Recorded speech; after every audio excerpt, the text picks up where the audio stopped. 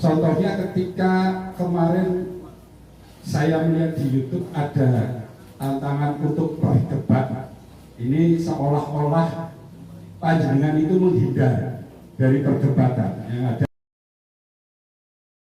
Perdebatan Banten itu karena memang yang saya debat ini nasab daripada Ba'alawi, dan Ba'alawi memiliki persatuan di Indonesia namanya Rabita Alawiyah.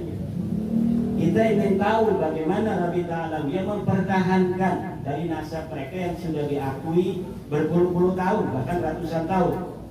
Tapi Rabita Alawiyah sendiri tidak datang. Walaupun demikian, karena yang melaksanakan saudara-saudara saya yang ada di Banten itu, saya didatangi oleh panitia. Yai mohon sebagai pengantin harus datang. Insya Allah saya datang.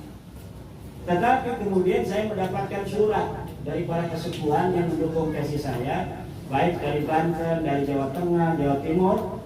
Kemudian hasil istikharah beberapa kiai yang mendukung tesis saya dengan sembunyi-sembunyi. Kiai khas dikirimkan oleh saudara saya Syed Zulfikar. Kiai ini hasil istikharah dari para kiai sepuh. Kiai tidak boleh datang ke Banten. Nah, ketika itu pula langsung Kiai siapa di Cirebon, Kiai Abbas Butet mengadakan acara dadakan. Malamnya, siang saya di UIN, malamnya harus ceramah di Cirebon. Kemudian siangnya dijadwalkan untuk bertemu dengan Keraton Kanoman, juga keraton yang lain Bertasinga, dan kiai-kiai di Cirebon. Akhirnya pertemuan di pesantren Balai Rantai di Cirebon dengan perwakilan dari Kanoman dan Bertasinga. Nah, jadi itu beberapa alasan. Alasan yang lainnya, kata kiai itu dalam suratnya itu, kalau Rabita Alawiyah tidak datang, nanti kiai akan diadu domba dengan sesama anak bangsa yang bukan dari kalangan Rabita Alawiyah dari Ba'alawi. Dan kebetulan yang menjadi salah satu pembicara dari tim mereka itu adalah Kiai Qurtubi.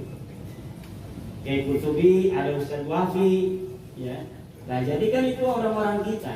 Nanti kita kayak zaman Belanda diadu domba antara anak bangsa, kemudian mereka enak-enakan. Walaupun di situ ada Habib Alatas, kalau saya masih manggil Habib, karena Habib itu ciri-ciri dari Hadramaut, bukan ciri-ciri sebagai keturunan Nabi. Itu sudah ada penegasan bahwa mereka tidak mewakili daripada Rabita Alawiyah. Kalau tidak mewakili Rabita Alawiyah, apapun keputusan, kesimpulan dari diskusi ilmiah itu tidak akan ada konsekuensi apapun terhadap Rabita Alawiyah. Lalu untuk apa adanya diskusi itu? Kalaupun misalnya tidak langsung kesimpulan, kalau dengan Rabita Alawiyah dengan santai, ini manuskrip saya pakai PowerPoint, kemudian coba diteliti bareng-bareng, kan enak. Maka saya pernah ngomong 3 hari 3 malam. Kenapa 3 hari 3 malam? Karena kitabnya banyak. Dan setiap klaim dari saya harus diperiksa dan diverifikasi sumbernya oleh mereka. Kemudian setiap bantahan mereka dari kitab apa, nanti saya verifikasi. Nggak bisa langsung tiktok langsung selesai. Nggak bisa. Satu sumber mereka, misalnya mereka ini membantah dari tesis saya, ini ada kitab manuskrip yang belum dicetak. 1 lembar kami dapatkan, ini fotonya, kita teliti. Mana lembaran awalnya, mana lembaran akhirnya, mana titik mangsanya, siapa selama ini yang memegang, dari nuskah tahun berapa dia itu menyalin, kemudian ada nggak data pembanding manuskrip ini dengan sumber lainnya, disebutkan tidak oleh manuskrip yang lainnya. Kalau tidak, itu bisa jadi manuskrip palsu. Manuskrip palsu itu bisa dibikin zaman sekarang ini.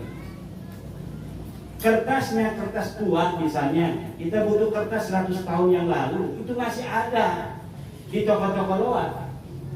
Kertas 100 tahun lalu kita bisa ada di toko luar. Kemudian kita tulis dengan gaya-gaya tahun tua dan lain sebagainya. Dan ini pernah terjadi.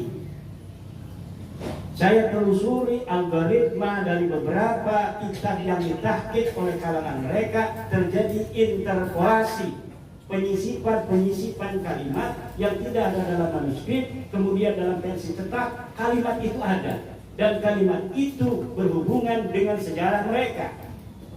Bagaimana kita untuk bisa mempercayainya kalau misalnya kita hanya debatan begini, diskusi dalam waktu yang singkat untuk menarik kesimpulan yang seilmiah mungkin? Maka kita memerlukan waktu. Setiap ada bantahan, maka kita harus periksa dari mana itu mereka mendapatkan manuskrip. Kemudian kita telisik manuskripnya ini tahun berapa terakhir ditulis. Kemudian disalin dari manuskrip tahun berapa sampai mushaf pertama, manuskrip pertama itu ditulis oleh pengarangnya. Ini perlu sanad dan riwayat, dan inilah yang membutuhkan waktu. Dan kalau mereka sudah siap itu, saya siap dengan tim untuk berdiskusi dengan santai untuk menemukan hakikat. Dosa loh mereka itu kalau misalnya kita punya dalil bahwa mereka sudah tidak terbukti secara ilmiah pustaka sebagai turun Nabi, lalu tanpa dalil apapun mereka masih mengakui diri mereka sebagai seorang keturunan Nabi. Dosa itu.